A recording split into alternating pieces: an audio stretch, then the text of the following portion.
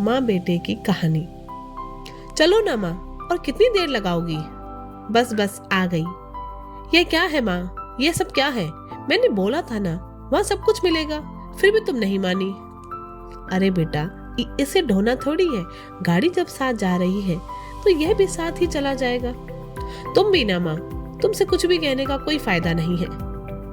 माँ के हाथों से खाने का टिफिन अपने हाथ में लेते समय माँ के हाथों का स्पर्श प्रमोद को कुछ ठीक नहीं लगता है। वह माँ से कहता है, अरे माँ, जाकर हाथ तो धो लो, तुम्हारे हाथों में शायद कुछ लगा है। माँ ने कहा, नहीं नहीं बेटा, ये तो ऐसे ही है। थोड़ी ही देर में वे शिमला की सैर में निकल पड़ते हैं।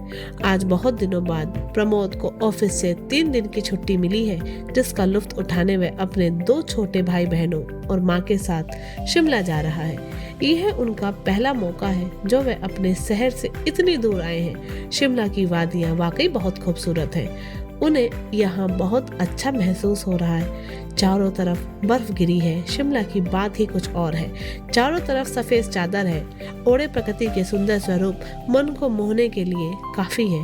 प्रमोद अपने 2 भाई बहन और अपनी माँ के साथ वहाँ बहुत एंजॉय करता है।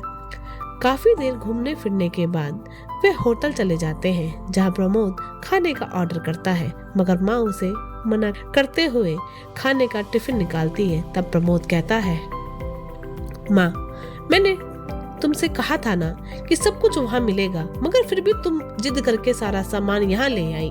अब बताओ, यह सब ढो करके यहाँ तक लाने से क्या फायदा, जब यहाँ सब कुछ उपलब्ध है, वो भी ताजा। तब माँ हंसकर कहती है, अरे बेटा, माँ के हाथ का बस कुछ दिन और खा ले। मेरी उम्र दिन पर दिन ढलती जा रही है। ना जाने कब ऊपर वाला मुझे बुला ले। जब तेरी मैडम आएगी तब उसके साथ मन करे तो घर का खाना खाना और मन करे तो होटल का खाना खाना।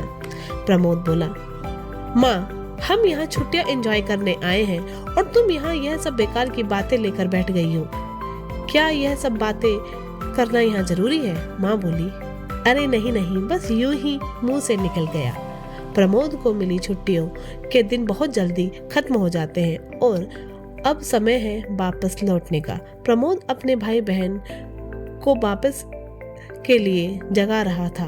प्रमोद के जागते समय नींद टूट जाती है और होटल से घर जाने की तैयारी शुरू हो जाती है कि तभी पता चलता है कि रात को काफी बर्फबारी हुई है, जिसके कारण यहाँ से जाने के सारे रास्ते बंद हो गए हैं। अब तो बर्फ छटने के बाद ही यहाँ से जाना संभव हो सकेगा। इस खबर को सुनकर प्रमोद झल्ला जाता है, क्योंकि उसे तो बस 3 दिन की ही छुट्टियां मिली थी। अगर उसने 1 दिन में ऑफिस पहुँचने में देरी की तो उसके पैसे कटने शुरू हो जाएंगे। माँ उसे समझती है, बेटा, यह सब कुछ हमारे हाथ में नहीं है, यह सब प्रकृति की माया है। इसमें नाराज होने से कोई फायदा नहीं। थोड़ा इंतजार कर लो। धीरे धीरे लगभग 1 हफ्ता बीत जाता है, लेकिन बर्फबारी लगातार जारी है। इस बर्फबारी के बीच चल रही ठंडी ठंडी हवाएं कभी प्रमोद को गुदगुदा रही थी, अब मानो वह उसे चिढ़ा रही थी। वह यहाँ से निकलने के लिए बेचैन है, परंतु चाहकर भी वह कुछ नहीं कर पा रहा था। एक तरफ उसके भाई बहन बाहर के मौसम का मजा ले रहे हैं, खूब मस्ती कर रहे हैं। वहीं पर प्रमोद होटल के कमरे के बाहर झांक रहा है। एक दिन प्रमोद का छोटा भाई, जो यहाँ अपने भाई को कई दिनों से परेशान देख रहा था, प्रमोद के पास आता है और कहता है, भैया, एक बात कहूँ। चिड़चिड़ा हो चुका प्रमोद थोड़ा नाखुश अंदाज में कहता है, भाई, वैसे तुम्हारा परेशान होना जायज है, क्योंकि तुम्हारी छुट्टियाँ कब की खत्म हो चुकी हैं और तुम अब यहीं फंसे हो। तुम ऑफिस भी नहीं जा पा रहे हो। वहाँ जाकर तुम्हें सीनियर से डांट भी खानी पड़ी और तुम्हारे पैसे भी कटे। मगर क्या तुमने इस समस्या के दूसरे पहलू को समझने की कोशिश की है? प्रमोद कहता है, तुम क्या कहना चाहते हो, सीधे सीधे कहो। उसका छोटा भाई बोला, यही कि प्रकृति ने आपके सामने जो परेशानियां खड़ी की हैं, उसका निश्चित रूप सेक्स एक अच्छा मकसद भी है। भाई की बातें सुनकर प्रमोद थोड़ा गुस्सा हो जाता है और कहता है, अगर तुम्हें बकवास ही करनी है तो तुम यहाँ से जा सकते हो। छोटा भाई बोलता है, नहीं नहीं भैया, ऐसी बात नहीं है, प्रमोद बोला। तो कैसी बात है? छोटा भाई बोला। क्या तुमने कभी माँ के हाथों को देखा है, उन्हें स्पर्श किया है? रात दिन हमारे लिए काम करती है, काम करते करते उसके हाथ कठोर हो गए हैं। उसे कभी एक पल की फुर्सत नहीं मिली, परंतु यहाँ होटल के लगभग 10 दिनों में रहते हुए उसे एक प्लेट भी धोना नहीं पड़ा। सब कुछ होटल में ही मिल जाया करता था। उसे यहाँ खाना बनाने की, बर्तन मांजने की जरूरत ही नहीं। यहाँ सब कुछ होटल में ही उपलब्ध है।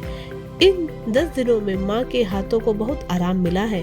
अब वह पहले की तरह सख्त नहीं है, बल्कि मुलायम हो गए हैं। तुम्हारी यह एक्स्ट्रा छुट्टियां चाहे तुम्हारे लिए परेशानियां लेकर आई हूँ, लेकिन जाने अनजाने में तुमने माँ को जो सुख दिया है वह माँ के हाथों को स्पर्श करके तुम खुद जान सकते हो। अपने छोटे भाई से यह सारी बातें सुनकर प्रमोद एक स्टैचू बन चुका था। वाकई उसके हाथ भाई ने शायद उसकी मन की गहराई को छू लिया था। माँ से बड़ा दुनिया में कोई नहीं, क्योंकि वह अपना सब कुछ लुटाकर भी स्वयं के लिए कुछ भी नहीं चाहती। न धन, न दौलत, न तारीफ और न ही उपासना। माँ को धरा पर लाने वाला ईश्वर ही है, परंतु वह स्वयं भी माँ से श्रेष्ठ नहीं हो सकती। उम्मीद है आपको माँ बेटे की कहानी जरूर अच्छी लगी होगी। अगर अच्छी लगी तो कमेंट करें, ज़रूर बताएं कि अपने दोस्तों को साथ इसे जरूर शेयर करें।